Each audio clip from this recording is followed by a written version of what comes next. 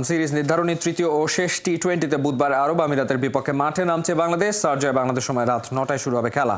দ্বিতীয় ম্যাচে দুরন্ত জয় তুলে সিরিজের সমতা ফেরা আরব আমিরাত শেষ ম্যাচ জিতে সিরিজ জেতার লক্ষ্য টাইগারদের। একাদশে আসতে পারে একাধিক পরিবর্তন। রহমান পেয়ারের রিপোর্ট।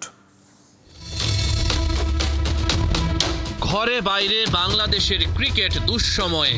আরব আমিরাতের বিপক্ষেও এখন টি-20 সিরিজ হারের চোখ রাঙানি। মনোবলে চাঙ্গা র্যাঙ্কিংয়ের 6 ধাপ পেছনে থাকা আমিরাতি।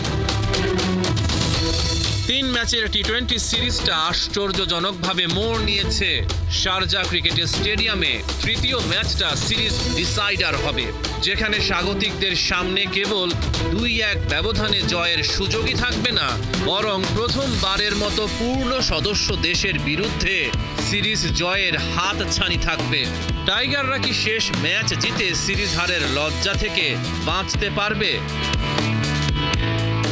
সিরিজটা বাংলাদেশ জয় দিয়ে শুরু করে, তবে দ্বিতীয় ম্যাচে আরব আমিরাত শক্তিশালীভাবে ফিরে আসে।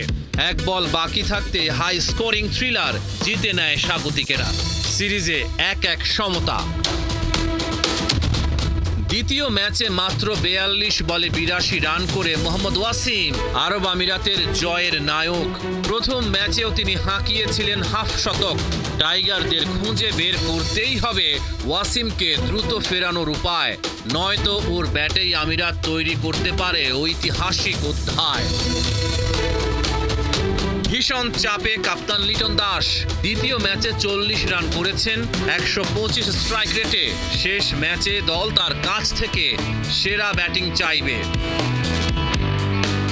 বাংলাদেশের একাদশে একাধিক পরিবর্তন আসতে পারে। দ্বিতীয় ম্যাচে ওভার প্রতি 14.34 রান দেয়া তানজিম সাকিবের জায়গায় দেখা যেতে পারে হাসান মাহমুদকে।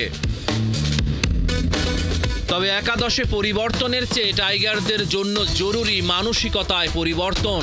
টি-20-র সঠিক ব্র্যান্ডের ক্রিকেট এখনও রপ্ত করতে পারেনি বাংলাদেশ দল।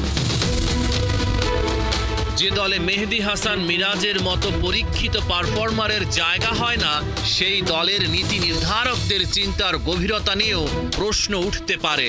বিপিএল এর সেরা ক্রিকেটার মিরাজের জায়গা হয়নি টি-20 দলে, অথচ তাকেই পিএসএল এর দল লাহোর কালান্দার্স ডেকেছে।